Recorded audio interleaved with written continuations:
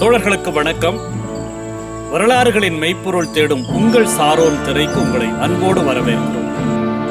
Cinema பார்க்க தவறிய பக்கங்கள்.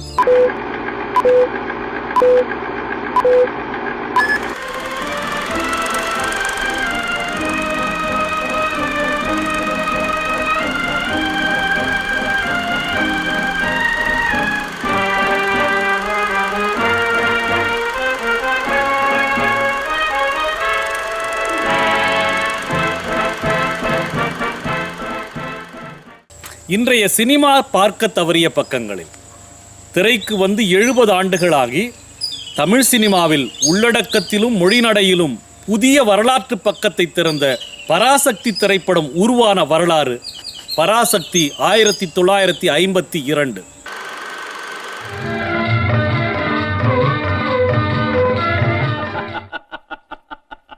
சக்சஸ்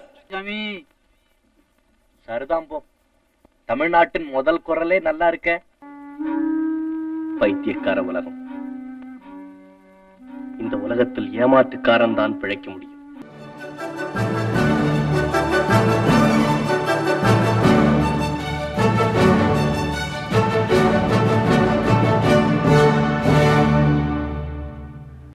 மௌனப்படங்களாக இருந்த சினிமா 1931 பேசத் தொடங்குகிறது.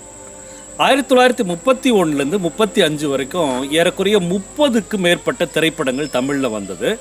எல்லா திரைப்படங்களும் புராண இதிகாசங்களை பற்றிய படங்களே. விதிவிலக்காக 1935 சவுத் இந்தியன் ஃபிலிம் கார்பரேஷன் வெளியீடாக வந்த கௌசல்யா திரைப்படம் தான் தமிழ் சினிமாவில் வந்த முதல் சமூக படம் அப்படின்னு சொல்லலாம். கௌசல்யா திரைப்படத்துக்கு பிறகு வந்த படங்களும் வெறும் புராண இதிகாச படங்களாகவே இருந்துருச்சு.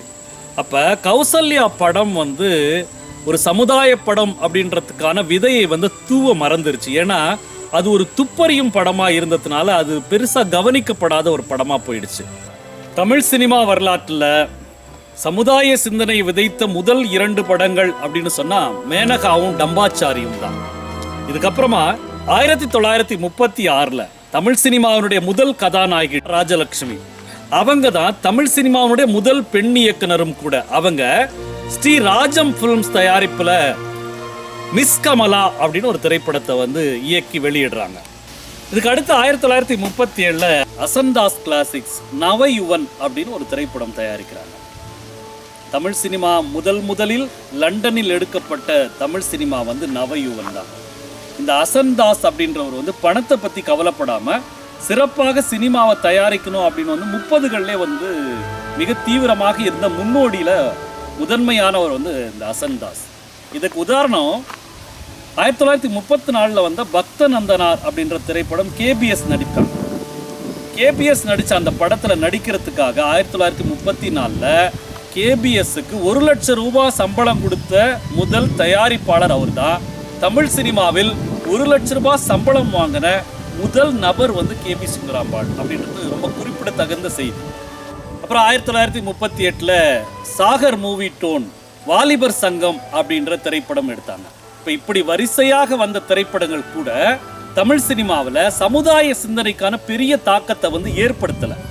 1939 ஆண்டு இயக்குனர் கே சுப்பிரமணியம் தயாரிப்பில் MUAC Madras United art company தயாரிப்பில் வெளியான தியாக பூமி திரைப்படம் சுதந்திர வேள்வியை பற்றியும் பேசி சமுதாய சிந்தனையை பற்றிய பேசிய படமாக தியாக பூமி இருந்தது. மிக வெற்றிகரமாக ஓடிய முதல் படமும் தியாக பூமி தான்.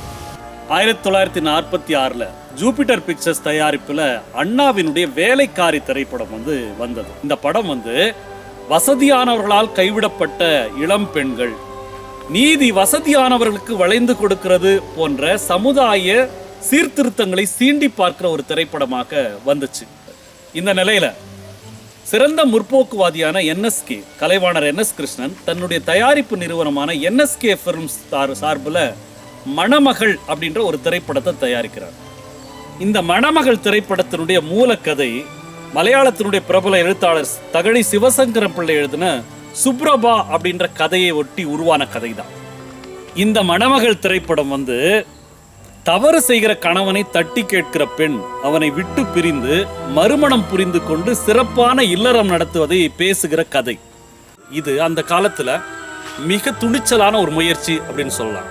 இந்த படத்தை தன் திறமையால சிறப்பாக வெற்றியடை செய்த கலைவாணர் சமுதாய சிந்தனை உள்ள படங்களுக்கு மக்களை தயார்படுத்தின படமாக மணமகள் திரைப்படத்தை சொல்லலாம். இந்த நிலையில தான் 1952ஆம் ஆண்டு பராசக்தி அப்படின்ற திரைப்படத்தை PA பெருமாள் அப்படின்ற ஒரு புதிய தயாரிப்பாளர் AVM உடன் இணைந்து இந்த படத்தை தயாரிக்கிறார். பராசக்தி திரைப்படம் தமிழ் சினிமாவின் போக்கையே புரட்டி போட்டது அப்படின்னு சொல்லலாம். அதனுடைய உள்ளடக்கம், அது பேசிய வசனம், அதில் வெளிப்பட்ட சிவாஜி கணேசன் அப்படின்ற ஒரு புதிய நடிகனுடைய உச்சரிப்பு அப்படின்னு பல்வேறு சிறப்புகளை அதுவரைக்கும் தமிழ் சினிமாவில் இல்லாத புதிய வரலாற்று பக்கத்தை இது திறந்தது. இந்த பராசக்தி திரைப்படத்திற்கு இன்னொரு வரலாற்று பக்கம் இருக்கு. இந்த நாட்டில் மனிதனுக்கு மட்டுமல்ல, மனிதாபிமானத்துக்கு இடமில்லை.